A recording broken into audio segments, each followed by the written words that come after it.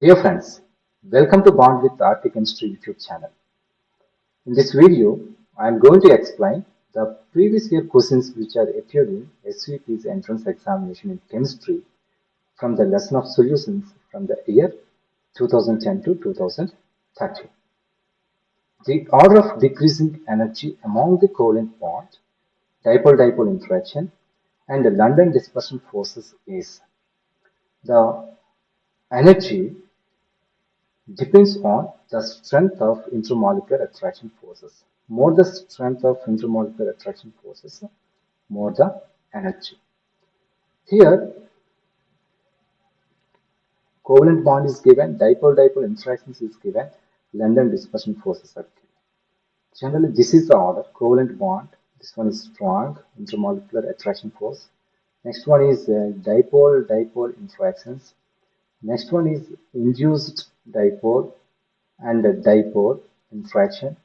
And next one is induced dipole interaction. It is also called as London dispersion forces.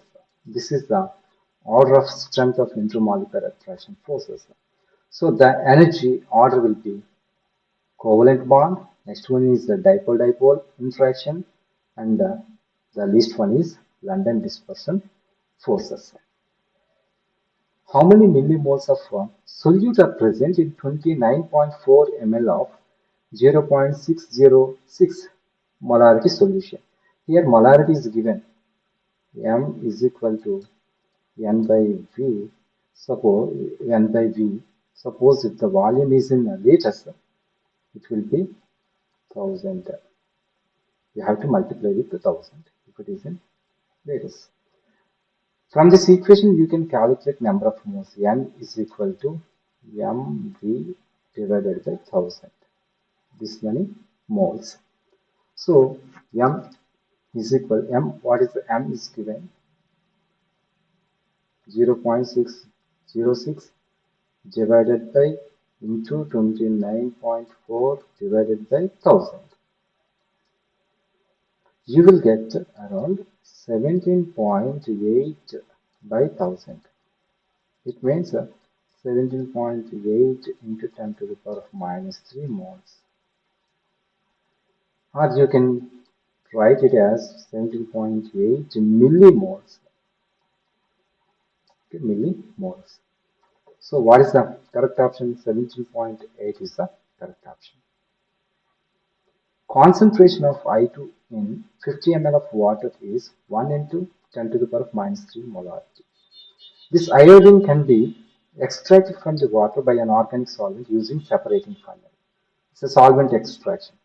If the distribution coefficient for the iodine between the organic solvent and water is 85, the best way of extraction is.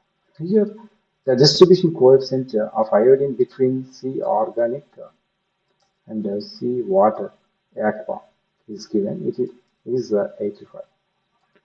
So, C organic by C aqua is 85 by 1. It means 85 parts out of 86 parts, 85 parts of iodine is distributed into organic phase and 1 part is distributed into aqueous phase. When the substance is distributed more into organic phase, we have to perform repeated extractions. When you perform repeated extractions, you will get more amount of iodine into the organic phase. So what is the best way of extraction? Repeated extraction is the best way of extraction. Here there is a single time extraction. This one is not best. Here 2 times, it is better than 1 time. And here 5 times, this is the best way of extraction of iodine in this method. And extract with 100 ml, this is also not a good method. So what is the best method? Repeated extraction is the best method when distribution coefficient is high in organic phase. A sample of water contains 200 ppm of Ca2 plus. What is the molality of the solution with respect to Ca2 plus? Atomic weight of calcium is given. Okay, what is the molality? Molality is number of moles of solute divided by weight of number of moles of solute divided by weight of solvent. If the solvent weight is in grams, you have to multiply with 1000. Here, concentration of Ca2 plus is given in ppm. What is the meaning? The concentration of Ca2 plus is in ppm, 200 ppm.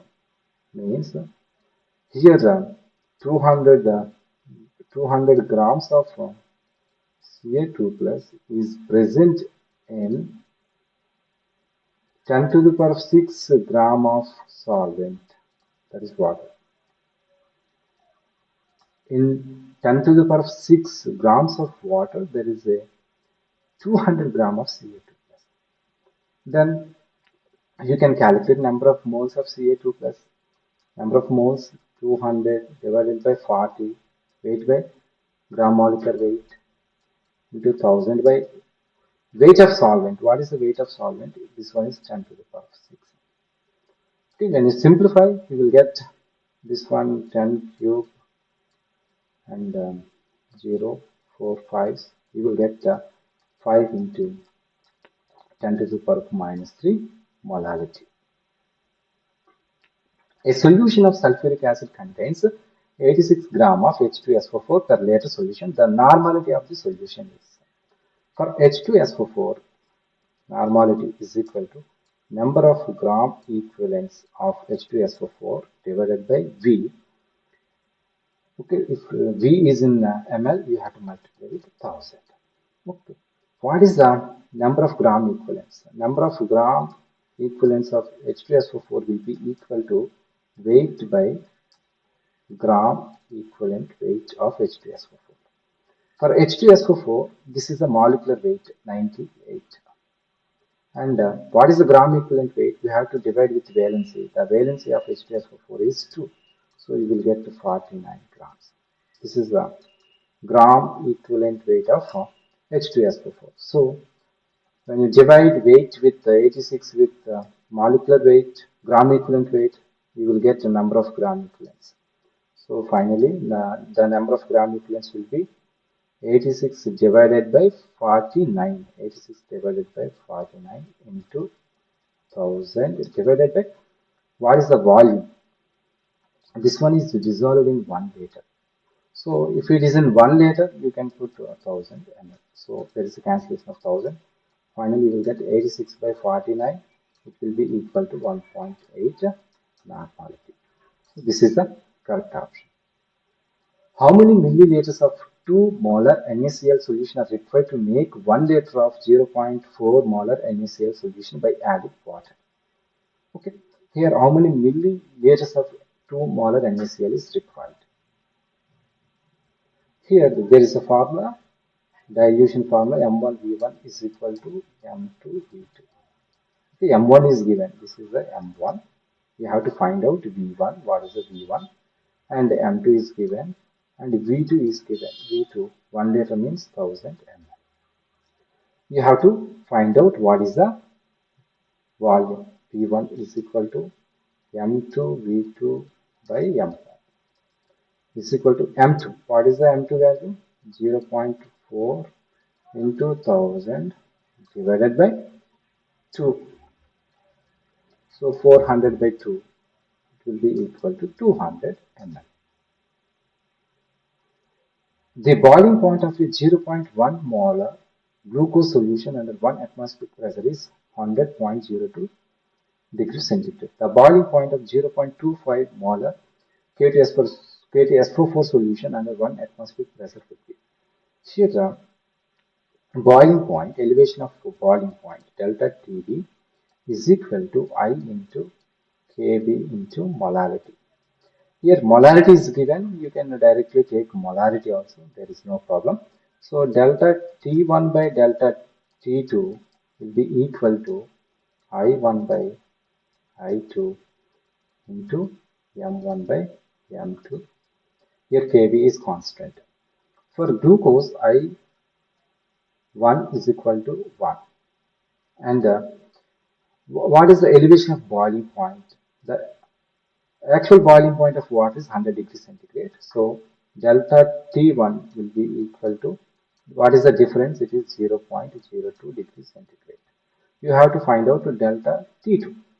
And I1 of K2SO4, when it is completely dissociated, you will get 3 particles. So what is the value you will get? This one is 1 by 3. What is the M1 value? 0.1 divided by this one is 0.25. So delta T1 by delta T2 ratio will be equal to, it will be equal to 2.5, it will be equal to 1 by 7.5, 1 by 7.5. And if you substitute delta T1 is 0.02. So delta T2 will be equal to 0.02 into 7.5. It will be equal to 0.15. So the boiling point of K2SO4 solution will be equal to 100 plus, and what is the elevation? 0.15. So you will get 100.15 degree centigrade. Liquids A and B form an ideal solution at all mixing ratios. At 50 degrees centigrade, a solution containing 1 mole of A and 2 moles of B has a total vapor pressure of 110 mmHg. When 1 mole of A is added to this solution, the total vapor pressure changes to 105 mmHg.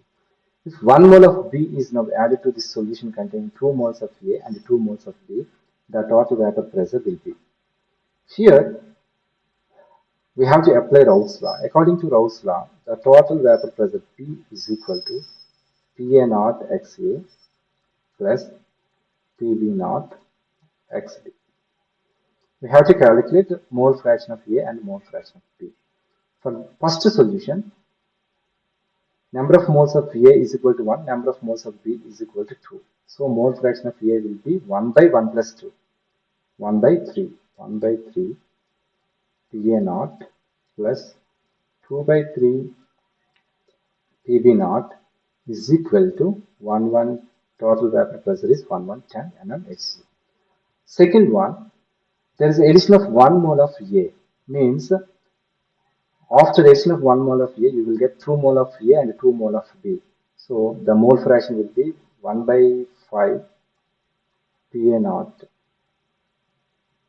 So 1 by 2 PA naught, 1 by 2 PA naught plus 1 by 2 PB naught is equal to 105 mmHg. When you simplify this one, you will get PA naught is equal to 90 and the PB naught will be equal to 120.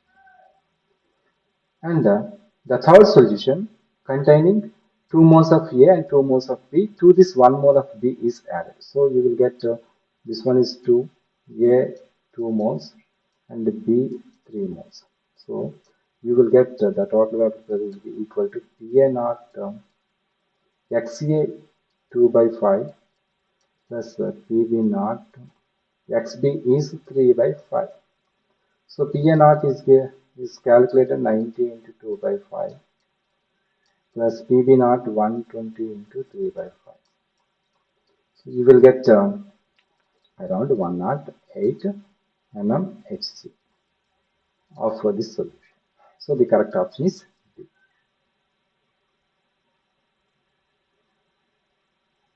Thank you. Thank you very much.